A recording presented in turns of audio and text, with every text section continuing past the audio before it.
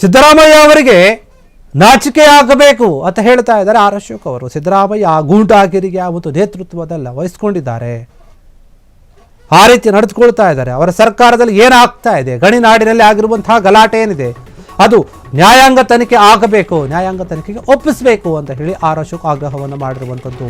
ಈ ತರಹದ ಗಲಾಟೆ ಬೇರೆ ಜಿಲ್ಲೆಯಲ್ಲಿ ಆಗಬಾರದು, ಆಗದಂತೆ ತಡೆಯಬೇಕಾಗಿದೆ. ದೊಡ್ಡ ಮಟ್ಟದ ಗಲಾಟೆ ಆಗಿದೆ, ಅದರ ಬಗ್ಗೆ ಸೂಕ್ತವಾದಂತಹ ತನಿಖೆ ಆಗಬೇಕು. ರಾಮುಲೂರನ್ನ ತಳ್ಳಿ ಹಲ್ಲೆ ಮಾಡುವಂತಹ ಒಂದು ಪ್ರಯತ್ನವನ್ನು ಮಾಡಿದ್ದಾರೆ ಕಾಂಗ್ರೆಸ್ನ ಅಲ್ಲಿನ ಕಾರ್ಯಕರ್ತರಾಗಿರ್ಬೋದು, ಕೆಲವರು ಕಾಂಗ್ರೆಸ್ ನಾಯಕರು. ಅದನ್ನು ನಾವು ಒಪ್ಪೋದಿಲ್ಲ, ಖಂಡಿಸ್ತೀವಿ. ಗಾಳಿ ಜನಾರ್ದನ ರೆಡ್ಡಿಯನ್ನ ಕೊಲ್ಲುವಂತಹ ಒಂದು ಪ್ರಯತ್ನ ನಡೆದಿದೆ, ಅಟ್ಯಾಕ್ ಮಾಡಲಾಗಿದೆ ಅವರ ಮೇಲೆ. ಇದೇ ಒಂದು ಮಾತನ್ನ ಜನಾರ್ದನ ರೆಡ್ಡಿ ಅವರು ಕೂಡ ಹೇಳಿದರು, ಆರೋಪ ಮಾಡಿದ್ರು. ಕಾಂಗ್ರೆಸ್ನ ಗೂಂಡಾ ಆಡಳಿತ ನಿಲ್ಲಬೇಕು, ಗೂಂಡಾ ಥರ ವರ್ತನೆ ಮಾಡ್ತಾ ಇದ್ದಾರೆ ಕಾಂಗ್ರೆಸ್ನ ಕೆಲ ನಾಯಕರು.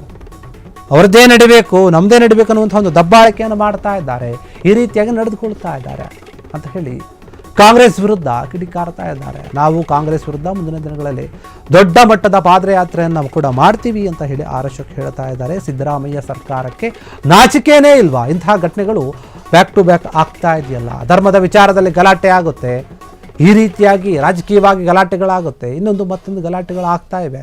ಬರೀ ಈ ರೀತಿಯಾಗಿ ಗಲಾಟೆ, ಕೊಲೆ, ಸುಳಿಗೆ, ದರೋಡೆ, ಅತ್ಯಾಚಾರ ಈ ರೀತಿ ಪ್ರಕರಣಗಳಿಂದನೇ ತುಂಬಿ ಹೋಗಿಬಿಟ್ಟಿದೆ ಕಾಂಗ್ರೆಸ್ನ ಆಡಳಿತದ ಅವಧಿಯಲ್ಲಿ. ಸರ್ಕಾರ ಏನು ಮಾಡ್ತಾ ಇದೆ? CM ಸಿದ್ದರಾಮಯ್ಯ ಅವರು ಏನೇನೋ ಹೇಳಿಕೆಗಳನ್ನು ಕೊಡ್ತಾರೆ. ಅವರಿಗೆ ನಾಚಿಕೆ ಆಗಬೇಕು ಈ ಒಂದು ವಿಚಾರವನ್ನು ನೋಡಿ ನಿಮ್ಮ ನಾಯಕರು ಯಾವ ರೀತಿಯಾಗಿ ಗೂಂಡಾ ಥರ ವರ್ತನೆ ಮಾಡ್ತಾ ಇದ್ದಾರೆ. ಇದು ನಿಮ್ಮ ಗೂಂಡಾ ಆಡಳಿತ, ಕಾಂಗ್ರೆಸ್ನ ಗೂಂಡಾ ಆಡಳಿತ ಆಗ್ಬಿಟ್ಟಿದೆ ಇದು. ಯಾರು ಕೂಡ ಇವರನ್ನು ಹೇಳೋರು ಕೇಳೋರು ಇಲ್ಲ, ಪ್ರಶ್ನೆ ಮಾಡೋರು ಇಲ್ಲ ಅಂತ ಅಂದ್ಕೊಳ್ತಾ ಇದ್ದಾರೆ. ಅವರು ಆಡಿದ್ದೇ ಆಟ ಅನ್ನೋ ಥರ ಆಗ್ಬಿಟ್ಟಿದೆ. ಅವರದ್ದೇ ಸರ್ಕಾರ ಇದೆ, ಅವರದ್ದೇ MLA ಇದ್ದಾರೆ ಅಂತ ಹೇಳಿ ಈ ರೀತಿಯಾಗಿ ದೌರ್ಜನ್ಯ ದರ್ಪವನ್ನು ತೋರಿಸ್ತಾ ಇದ್ದಾರೆ. ಇದು ಸರಿ ಬರೋದಿಲ್ಲ. CM ಸಿದ್ದರಾಮಯ್ಯ ಅವರೇ ಇದ್ರ ಬಗ್ಗೆ ಗಮನ ಹರಿಸಿ ಒಂದು ಒಳ್ಳೆಯ ರೀತಿಯಲ್ಲಿ ತನಿಖೆ ಮಾಡಿಸಿದ್ರೆ ಸರಿ, ಇಲ್ಲಾಂದರೆ ನಾವು ಮುಂದಿನ ದಿನಗಳಲ್ಲಿ ದೊಡ್ಡ ಮಟ್ಟದ ಹೋರಾಟವನ್ನು ಮಾಡ್ತೀವಿ. ಕಾಂಗ್ರೆಸ್ನ ಒಂದು ಅಧಿಕಾರ ಏನಿದೆ ಅದನ್ನು ಕಳೆದುಕೊಳ್ಳುವಂಥ ರೀತಿಯಲ್ಲಿ ಮಾಡ್ತೀವಿ, ಕಾಂಗ್ರೆಸ್ಗೆ ಸರಿಯಾದ ರೀತಿಯಲ್ಲಿ ಉತ್ತರವನ್ನು ಕೊಡ್ತೀವಿ ಅನ್ನುವಂಥ ರೀತಿಯಲ್ಲಿ ಮಾತನಾಡಿದ್ದಾರೆ.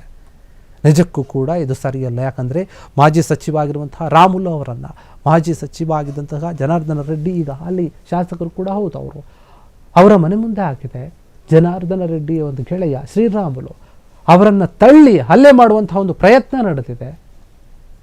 ಯಾವಾಗ ಜನಾರ್ದನ ರೆಡ್ಡಿ ಅವರು ಬಂದು ಅವರ ಮನೆ ಮುಂದೆ ಇಳಿತಾರೋ ಆ ಸಮಯದಲ್ಲಿನೇ ಫೈರ್ ಆಗಿದೆ.